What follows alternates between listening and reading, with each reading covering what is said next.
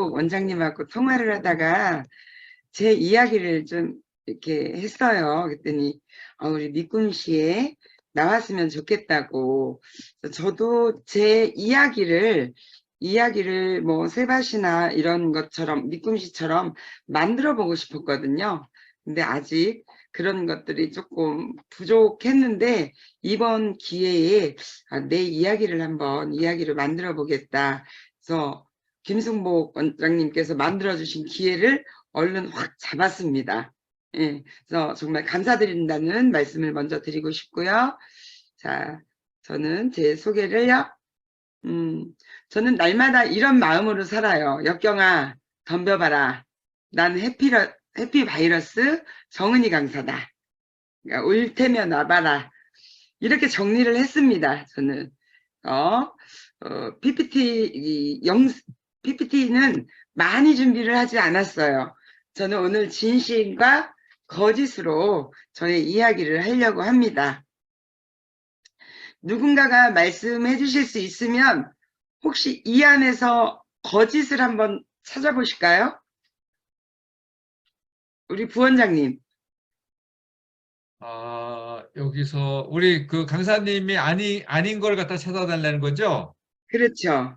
1번. 누가 1번이라고 말씀하셨네요. 1번? 또 몇 번? 7번, 7번. 7번. 저는 6번. 10번. 10번. 4번. 6번. 저 이제 1번부터 얘기할게요. 1번. 저는 6살 때 아버지를 잃었어요. 아버지를 잃고 엄마하고도 바로 헤어졌습니다. 그리고 19살 때는 교통사고, 19살 12월에 교통사고가 나서 사고 나자마자 바로 하반신에 감각이 없었어요. 소변도 그냥 나오는지 모를 정도로. 그 와중에 제가 하반신 마비를 겪는 와중에 만약에 다리가 낫게 되면은 가장 가보고 싶었던 데가 혹시 어디였을 것 같아요?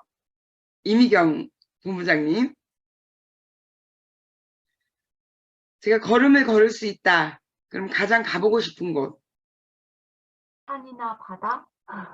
산이나 바다? 네, 많이들 그렇게 생각하세요. 근데 저는 제가 걷게 되면 제일 가고 싶은 곳은 화장실이었어요. 눈앞에 있는 화장실.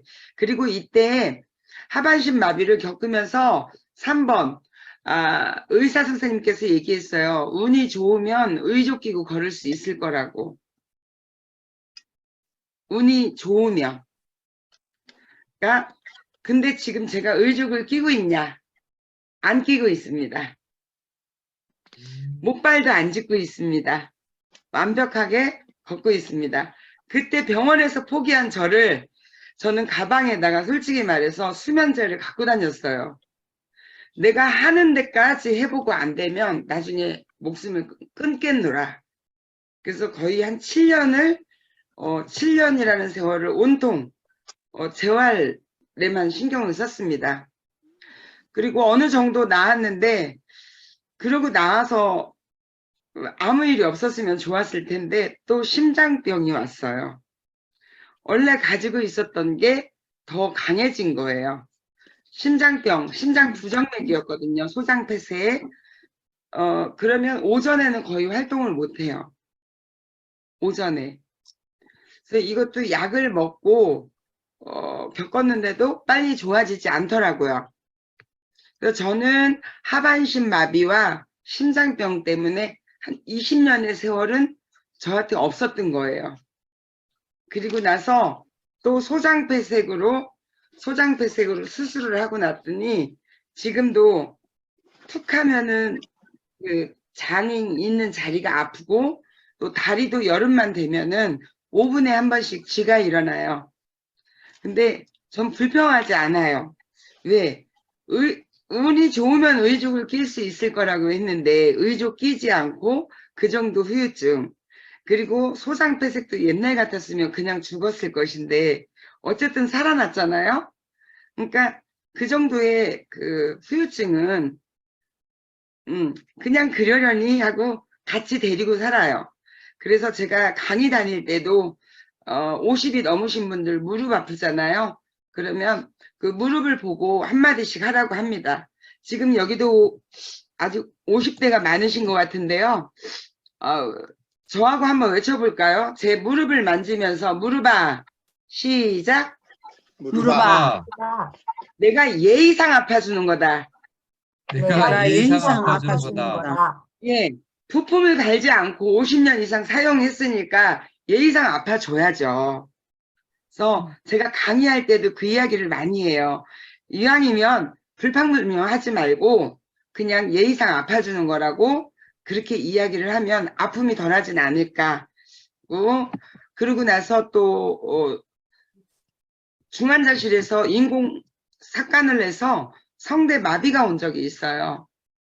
근데 제가 이렇게 강사로 일할 수 있을 거라고는 목을 이 정도까지 쓸 거라고는 생각도 못했습니다.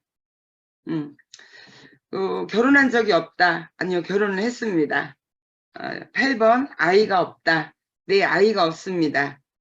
저는 6살 때 부모를 잃었기 때문에 완벽한 나의 가정을 꿈꿨었어요. 누구보다도. 내가 아이를 낳아서 완벽한 가정. 근데 아이가 없었어요.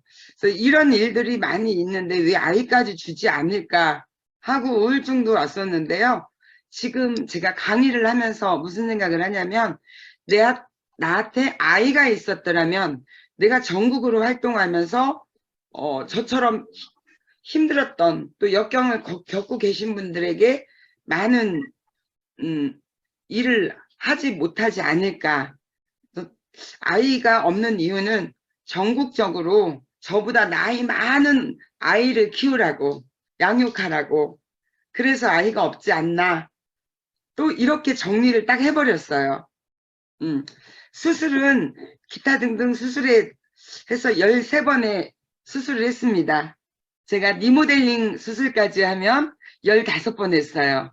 좀 강사로서 어느 정도 외모도 저는 제로라고 생각을 해서 코도 높이고 눈도 한번 개량을 했습니다. 리모델링을. 리모델링까지 하면 15번. 자, 10번이요. 제가 14번의, 아니, 4번의 연애를 했어요. 4번의 연애. 결혼했다가 이혼을 했고요. 남자를 만났다가 헤어졌고요. 또 한 번 남자를 만났다가 헤어졌고, 지금은 남자랑 함께 살고 있습니다. 제가 되게 화려하죠? 근데 이 남자, 4번의 연애 남자는 다 똑같은 남자예요. 결론은, 결혼했던 사람과 이혼을 했고, 그 남자랑 다시 만나서 연애를 했고, 다시 만나서 연애를 했고, 4번째는 다시 합쳤어요. 이혼하면 바로 다른 남자 생길 줄 알았는데, 절대로 생기지 않더라고요. 그래서, 그래도 나를 알아주는, 그러니까 결혼 생활 중에 5가지밖에 기억을 못하는 게 서운했어요. 10가지라면 왜 5가지밖에 기억을 못해? 서운했었는데 이혼하고 다시 만날 때 자두를 사다 주더라고요. 근데 제가 자두를 제일 좋아해요. 근데 그 하나 좋아하는 거 기억해 주니까 너무 감사한 거야. 그래서 그 자두에 홀딱 넘어가서 지금은 함께 하고 있습니다. 그다음에 코로나 때 대리운전과 퀵배달 서비스도 했어요. 그러면서 우울증까지 굉장히 심하게 왔죠. 근데 이 우울증일 때도 저는 역시 강사로 활동한 사람인지 모르겠어요. 힘든 순간에도 저는 이 생각만 했어요. 오로지 내가 도대체 나중에 무슨 강연을 하려고 무슨 강의를 하려고 이렇게 어려움이 나한테 닥치나 그 생각만 하면서 우울한 와중에도 웃음이 터졌어요. 웃음이. 그래서 그런 모든 것들이 조금씩 아름아름 소문이 나서요. 저는 KBS, MBC, 또 SBS, MBN 이런 곳들에 이렇게 자주자주 방송 출연 요청이 들어왔고요. 요번에도 원주 MBC에서 완전히 인간 정은이 이야기로 보통의 존재라는 그 타이틀로 20몇 분 동안 저를 소개하는, 그러니까 홍보 영상을 그렇게 잘 찍어줄 수가 없어요. 나레이션까지 넣어서. 그래서 그런 영상을도 찍는 기회가 저한테 왔습니다. 그래서 3월 10일 날 6시 반에 지역방송이라서 아마 보지는 못할 거예요. 3월 10일 6시 반에 방송이 됩니다. 자, 다음이요. 저는 이게 가장 컸어요. 기회는 올 때 알아봐야 된다. 알아봐야 행운이 된다.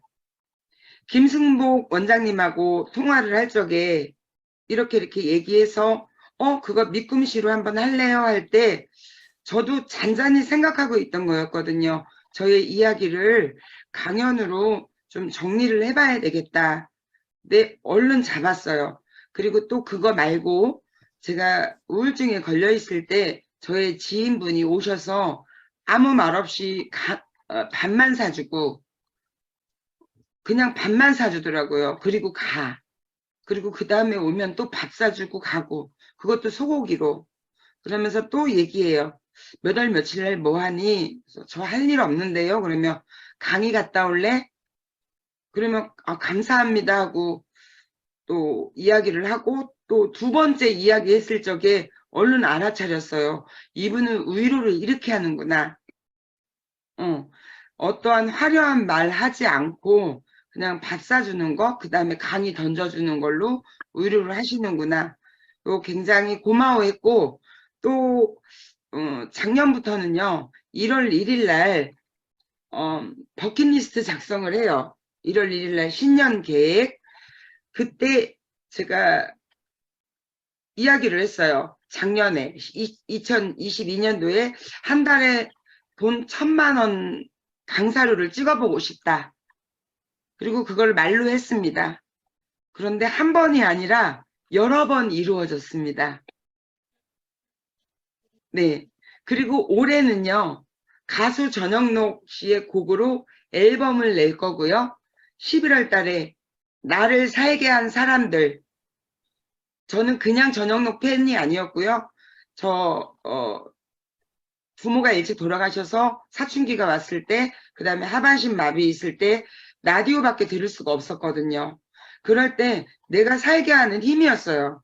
그냥 전영록 바가 아니라.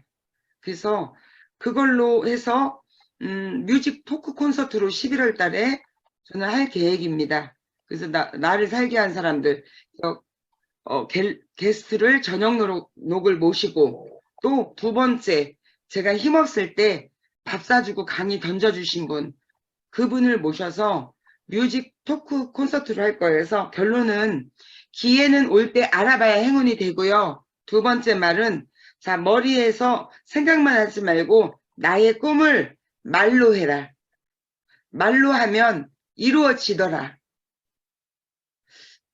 정말 믿습니다. 그래서 지금은 친구들이 간혹 넌 왜 그렇게 열심히 일을 하니? 좀 쉬엄쉬엄 하지.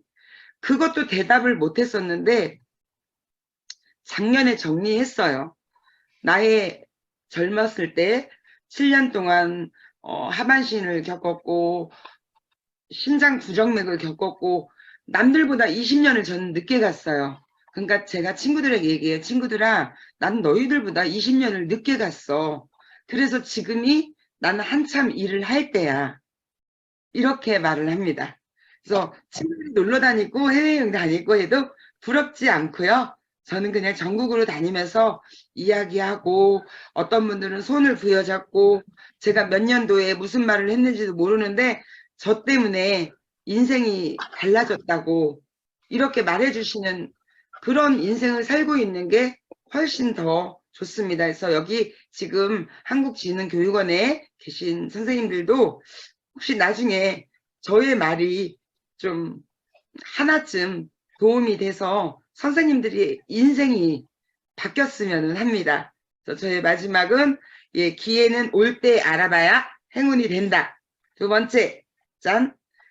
꿈은 머릿속으로 생각하지 말고 입으로 뱉어라. 그러면 꿈이 이루어질 것이다. 여기까지 하고 마치겠습니다. 저는. 네, 감사합니다. 네. 나 준비한 거는요, 그냥 영상 이렇게 제가 방송에 출연했던 영상들이에요. 네. 아침마당에도 2번 출연했습니다. 아침마당에도요. 이렇게 했고, 사실은 영상에서 질병이 없길 바라지 마라. 질병이 없으면 탐욕이 생겨날 수도 있다. 아픈 것은 살아있다는 것이다. 너무 아프면 병원 가라. 그리고 진심을 마음에 녹여내니 감동이 되더라. 자, 여기까지가 정말 끝입니다. 감사합니다.